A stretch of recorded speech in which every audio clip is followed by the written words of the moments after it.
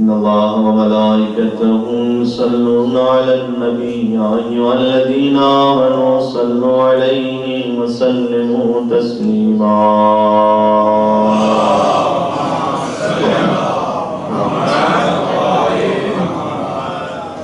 أعوذ بالله من الشيطان اللعين الرجيم بسم الله الرحمن الرحيم لا حول ولا قوة إلا بالله العلي العظيم حسبنا الله ونعم الوكيل نعم المولى ونعم النصير وبه نستعين وهو خير معين وصلى الله على رسوله الكريم حبيب إله العالمين العبد المرتضى والنبي المجتبى والرسول المصطفى سيدنا ونبينا وشفيع ذنوبنا وطبيب نفوسنا ومولانا بالقاسم محمد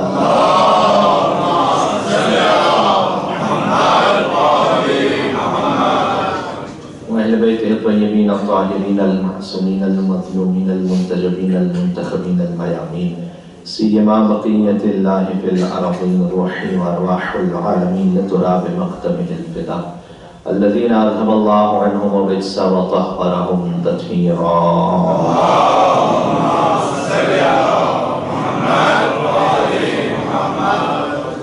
رحمة الله على محبيهم واللعنة الدائمة على أعدائهم أجمعين من الأذل إلى قيام يوم الدين شبج مقريهم ملك دعاء إمام زمان عجل الله تعالى فرجا الشريف بسم الله الرحمن الرحيم اللهم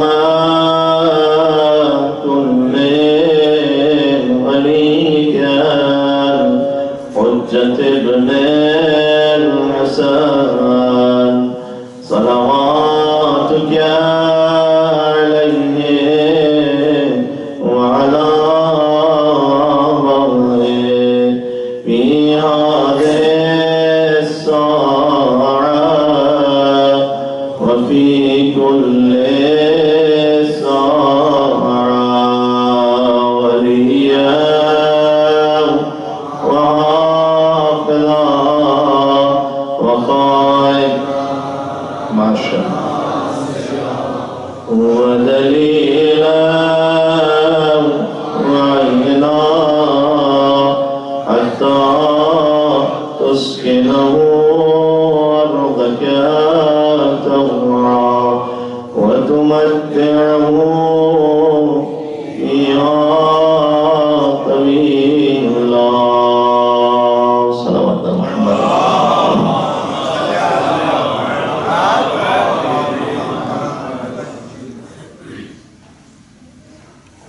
Again, we are thankful to Allah subhanahu wa ta'ala who has given us an opportunity to be in center and to be at the service of Ahlul Bayt alayhim salam. I would like to start my English lecture with an hadith of Amirul Mu'minin Ali ibn Abi Talib alayhi salatu wa salam.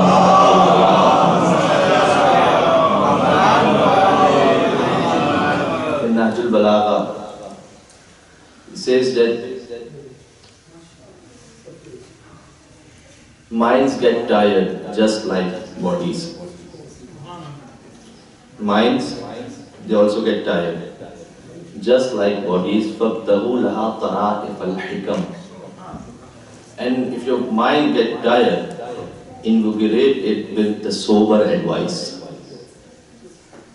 So what better sober advice to be in Imam Barkah, to weekly sit on Farsh Azhar and to be at the service of Ahlul Bayt alayhim salam.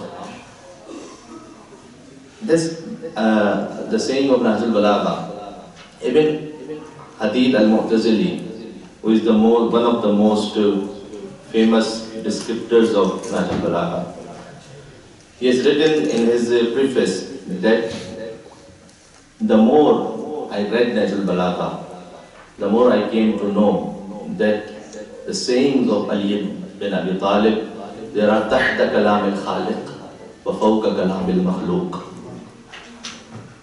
The sayings of Ali bin Abi Talib alayhi salam, they are beneath the sayings of Creator, but above, far above from the sayings of every creation in universe. So تحت كلام الخالق وفوق كلام المخلوق. I know it's unfamiliar to recite an Urdu poetry during an English lecture, but we can create our own style. So just one thing, علی کا ذکر کرو روشنی کے لہجے میں کہ خدا کا نور ہے شامل علی کے لہجے میں. علی کا ذکر کرو روشنی کے لہجے میں کہ خدا کا نور ہے شامل علی کے لہجے میں کہ اگرچہ لہجے بلاغہ ہے آدمی کا کلام مگر یہ بات کہاں آدمی کے لہجے میں. صلوات محمد و آل محمد.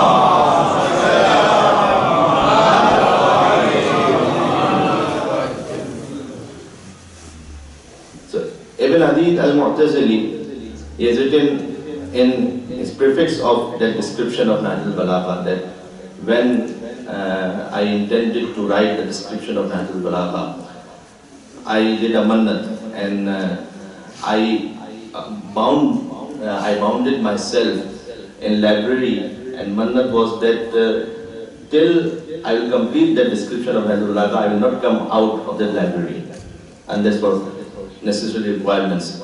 So he said that just like the Khilafat of Ali bin Abi Talib, which was for 4 years and few months, I completed by the grace of Allah subhanahu wa ta'ala the description of Nahj al-Balagha in 4 years and few months.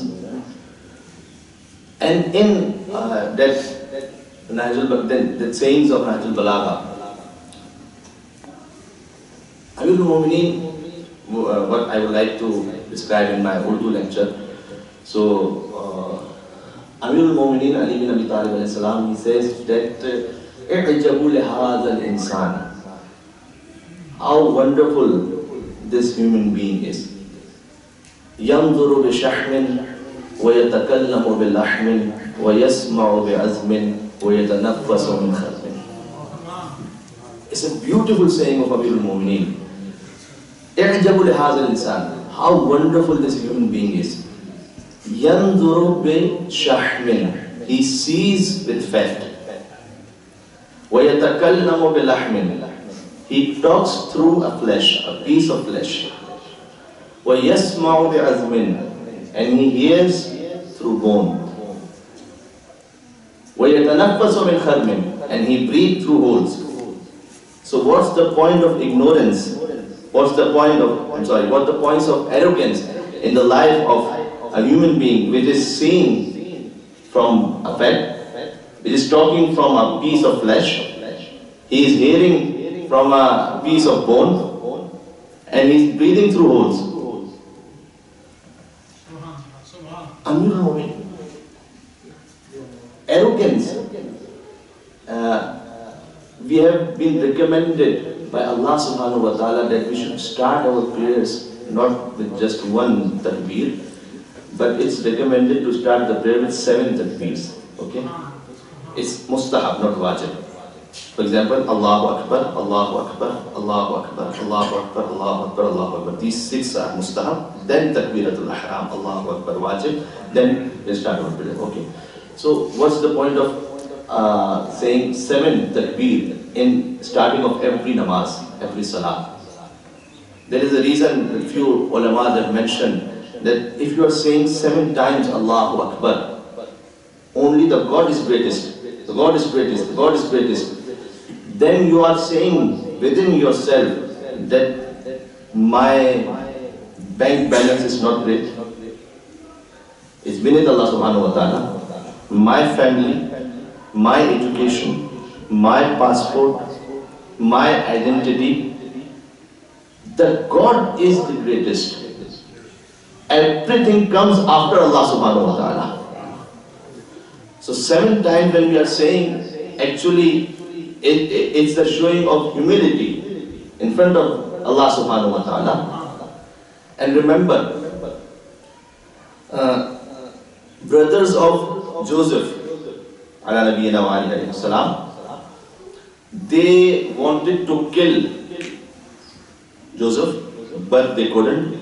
Then they wanted to keep him far away from his father. But even the love of Joseph in the heart of Hazrat Yaqub alayhi salam, it increased. Then they wanted to sell him as a slave, but Joseph became the ruler of Egypt. Okay, so وَمَكَرُوا وَمَكَرَ اللَّهُ وَاللَّهُ خَيْرُ الْمَاكِرِينَ. So always remember, Allah is the best planner. Final authority and the final word is from Allah subhanahu wa ta'ala. Sallu ala Muhammad wa ala Muhammad.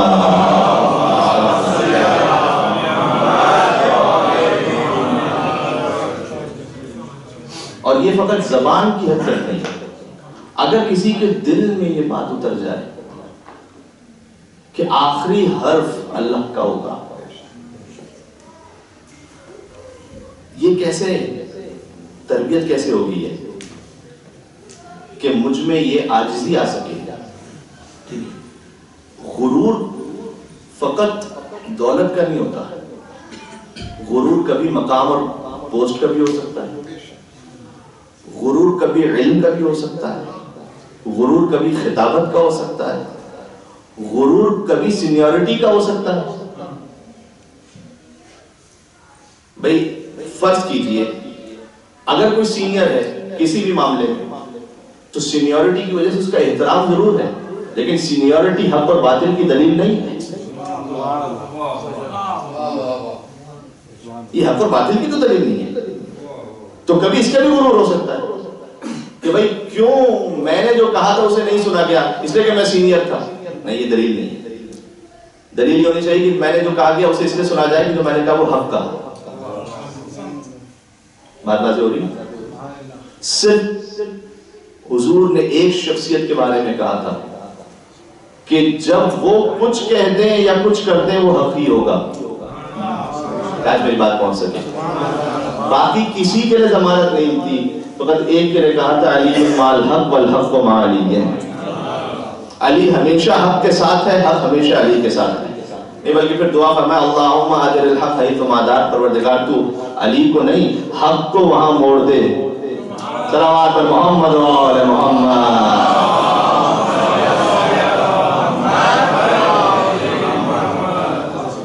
تو حق کو وہاں موڑ دے جہاں علی موڑ جائے. ایک ہستی کے بارے میں ضمانت ہے, باقی کسی کے بارے میں کوئی کنفرمیشن نہیں ہے رسول اللہ کی جانب سے. تو دو چیزیں الگ الگ ہوتی ہیں, کبھی ہم مکس اپ کر دیتے ہیں. ایک ہوتا ہے احترام اور ایک ہوتا ہے کسی کی بات کا قبول کیا جانا. یہ فیملی میں بھی ہو سکتا ہے, یہ آفس میں بھی ہو سکتا ہے, کسی تنظیم میں بھی ہو سکتا ہے, امام بارگاہ میں بھی ہو سکتا ہے, کمیونٹی میں بھی ہو سکتا ہے. تو جو حق اور باطل, اس کا معیار کیا ہے؟ اس کا معیار تقویٰ ہے, اس کا معیار علم ہے. یہ معیار اللہ سبحانہ وتعالیٰ نے ہمیں بتایا. اب غور فرمائیں. اچھا غور کیجئے گا, واقعہ عجیب ہے. یہ فقط آج کے زمانے کا پرابلم نہیں ہے.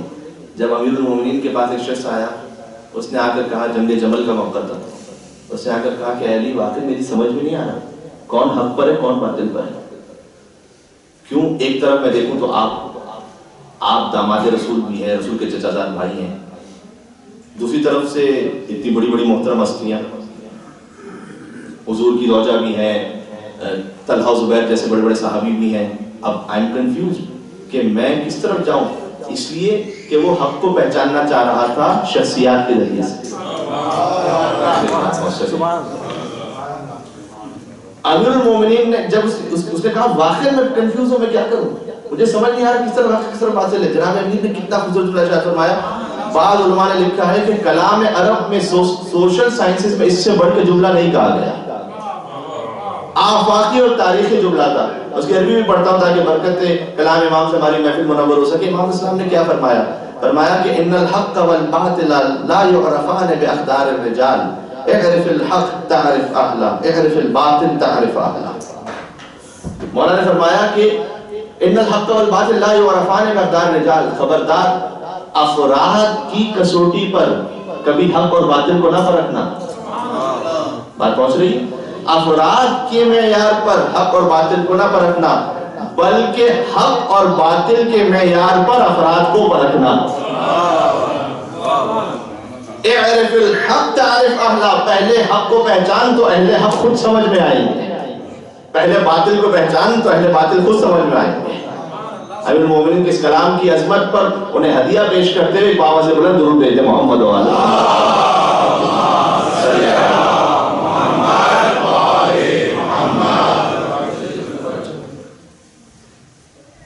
ہماری انڈیویجول پرابلمز اور سوشل اور اجتماعی پرابلمز، ان سب کی جو جڑ ہے نا وہ یہاں سے شروع ہوتی ہے کہ جب مجھے حق اور سچ پتا ہو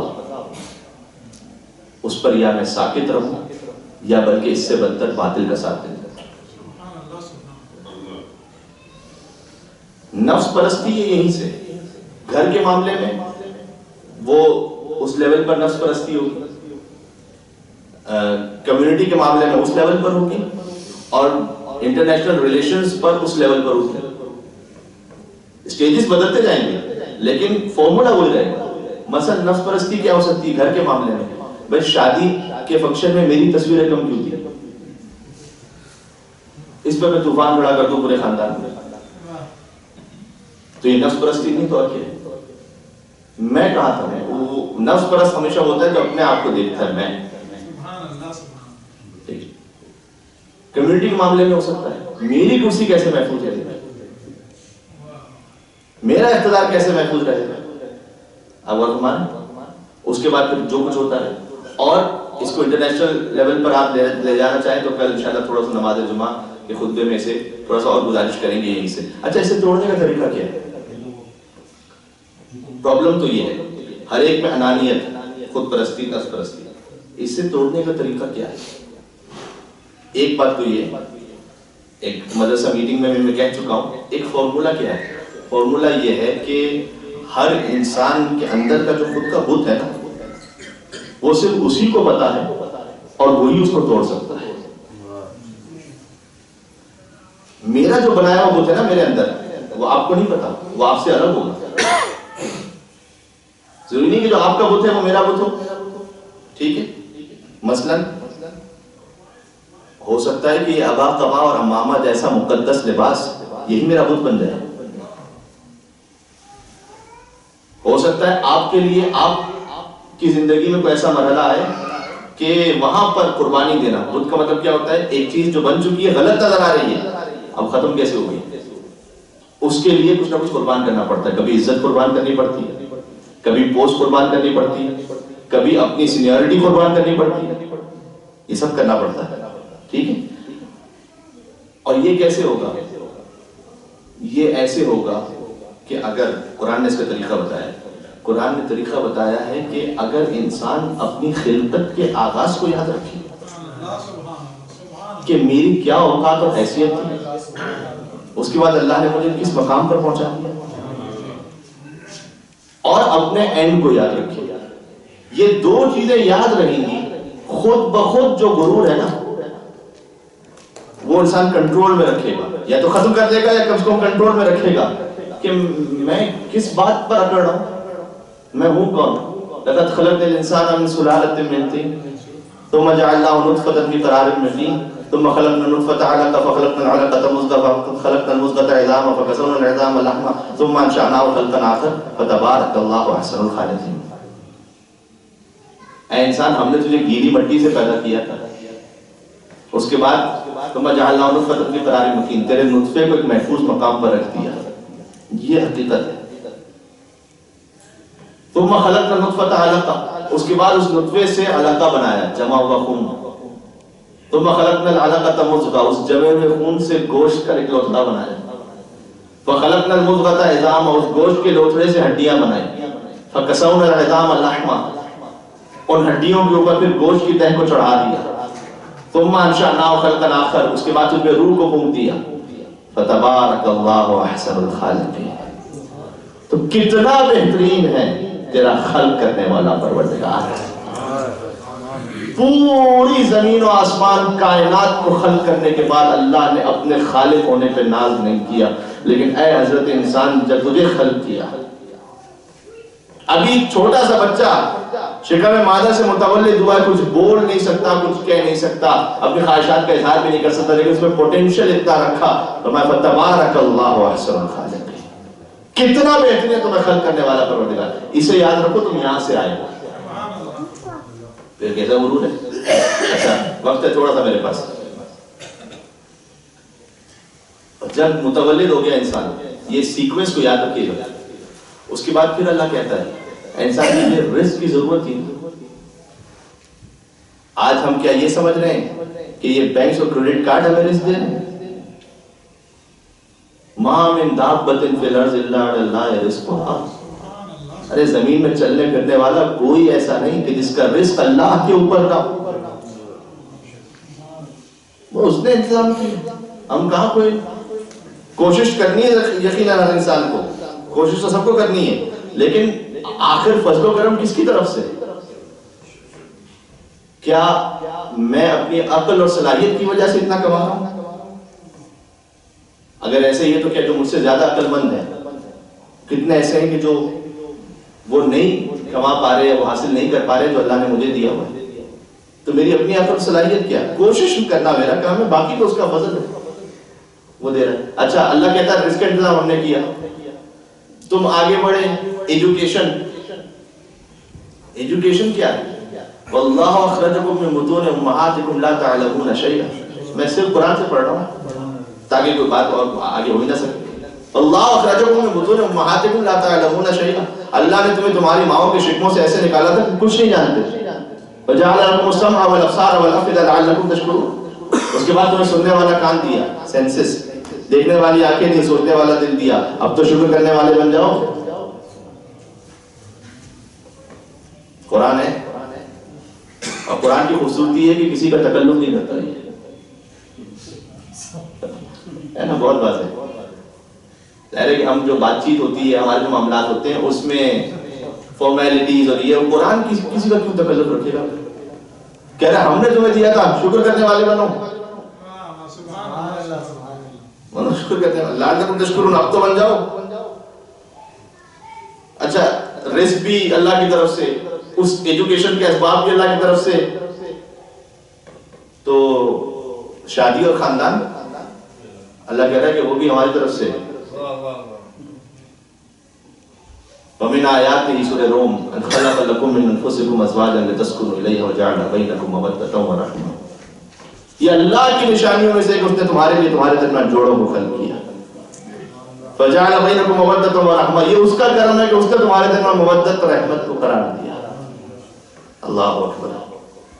اچھا اس کے بعد انسان صاحب اولاد ہو گیا. اولاد کس کی؟ اللہ کی طرف سے. تو خلقت اللہ کی طرف سے. یہ سارے مرحلے ایک لفظ میں ذہن میں رکھیے گا. خاک، نطفہ، علقہ، مضغہ، ہڈی، گوشت، روح، ولادت، رزق، تعلیم، ازدواج، اولاد. یہاں تک اللہ نے پہنچا دیا. اس کے بعد سورہ انفطار میں ایک سوال کیا، آخری جملہ بھی تقریر کا مسجد مسائل سے پہلے کہ یا ایھا الانسان ما غرک بربک الکریم الذی خلقک فسواک فعدلک فی ای صورت ما شاء رکبک.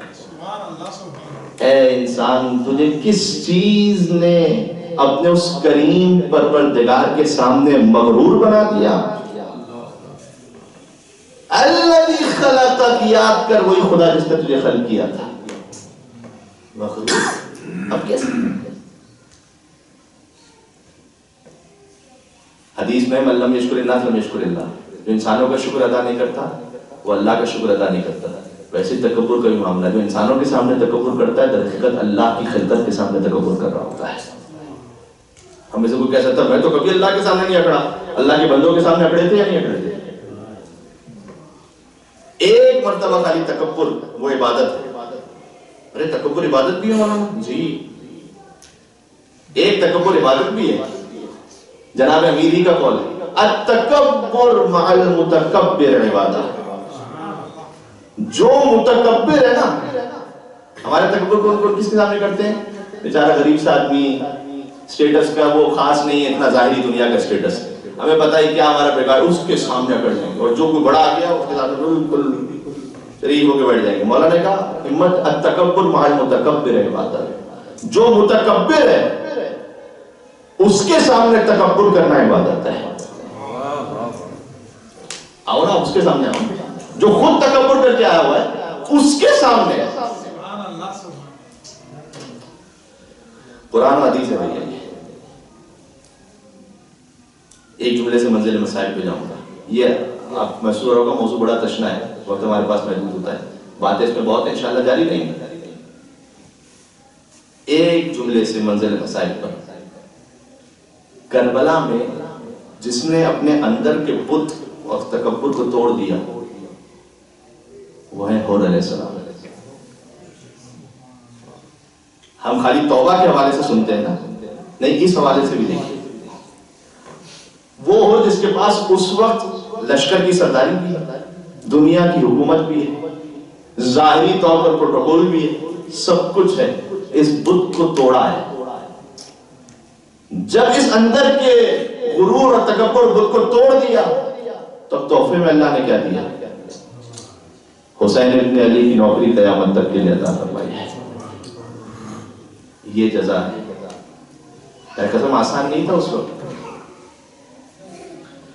جب منیمم 30,000 کا لشکر ایک طرف ہو, اسے چھوڑ کر میں 72 کے پاس جاؤں, کیا یہ آسان ہے؟ آپ نے آپ سوال کیجئے گا کتنی مرتبہ ایسا ہوتا ہے. ہمیں پتا ہے کہ جو اکثریت ہے وہ غلط پر ہے اور میں بھی اسی کا حصہ ہوں. یار اگر میں اس کو چھوڑ کے جاؤں گا تو یہ سب کیا کہیں گے بھائی؟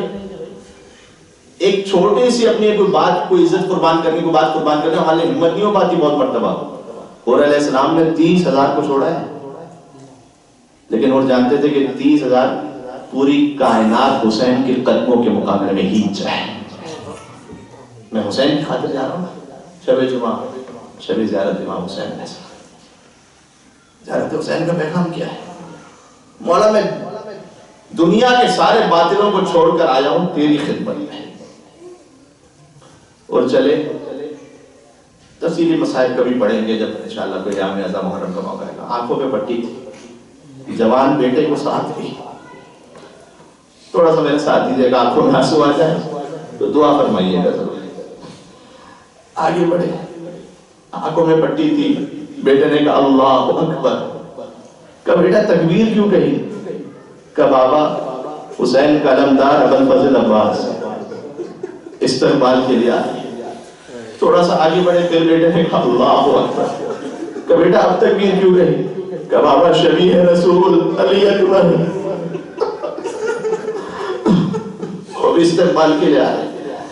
کچھ دیر بعد کہا اللہ اکبر اللہ اکبر اللہ اکبر. کہا بیٹا 3 تکبیریں کیوں کہی؟ کہا بابا فاطمہ کا لال حسین ابن علی. یہ تو مولا خود استقبال کے لیے آئے. اور آگے بڑھے, اپنے آپ کو جھکایا حسین کے قدموں میں. کہ مولا کائنات کا سب سے بڑا گناہگار علی من توبتن, کیا میرے لیے بھی کوئی توبہ ہے؟ اور حسین جیسا کریم آقا کسے ملے گا کہ جب حسین نے حر کو اٹھایا تو سینے سے لگا کر کہا انت حرن فی الدنیا والآخرہ, اور تو دنیا میں بھی آزاد آخرت میں بھی آزاد. کہ مولا میں چاہتا ہوں بس میں گناہوں کا کفارہ ادا کروں, مجھ سے جو غلطی ہے نا میں کفارہ ادا کروں. شب جمعہ دعائے توبہ کی رات بھی ہے نا, دعائے قبائل ہم سب مل کے پڑھیں گے تو ان کی دعا کے وہ یاد کیجئے گا, ان کی توبہ قبول کرنے والے والا میں بھی اپنے گناہوں کے ساتھ تیری بارگاہ میں حاضر ہوں, مولا مجھے بھی قبول فرمائیے گا. بس انہوں نے کہا مولا مجھے اجازت دے میرا جوان بیٹا جائے. آخری جملہ جانتے میں کیا کہنے والا ہوں, اور یہی تو حسین کا معجزہ ہے کہ سامنے جانتا ہو تب بھی صدا بلند ہو جاتی ہے. اور کا بیٹا چلا, جب آخری آواز دی کہ بابا میرا آخری سلام, اور کہتا میں جتنا جلد ہو سکا گھوڑے کو سنبھالا, فوراً پہنچا. لیکن میں نے کہا مجھ سے پہلے میرا آقا فاطمہ کھلا حسین ابن علی پہنچے ہوئے تھے. کہ مولا آنے میں تاخیر ہو گئی, گستاخی ہو گئی, مولا شرمندہ ہوں. کہا نہیں ہو, کیسی بات کرتے ہو, ایک تو تم میرے مہمان ہو, حسین مہمان میں تکلیف نہیں دیا کرتا. دوسرا اے اور کبھی دیکھا ہے کوئی بوڑھا کوئی بوڑھا کسی جوان کے لاشے کو اٹھائے؟ اے اور کسی بوڑھے باپ میں یہ طاقت نہیں ہے کہ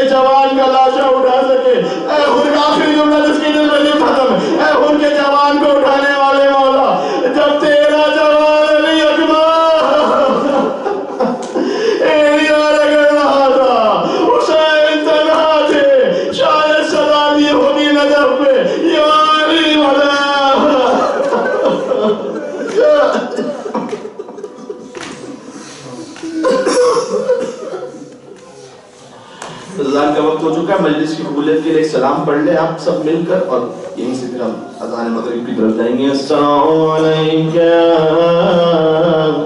یا ابا عبداللہ. اگر سوچ سکے حسین کی زری کے سامنے کھڑے ہو کر گویا پڑھ رہے ہیں, اور اے مولا میں گناہگار بن کر تیری بارگاہ میں کھڑا ہوں. السلام علی حسین وعلی علی ابن حسین وعلی اولاد حسین وعلی اصحاب حسین.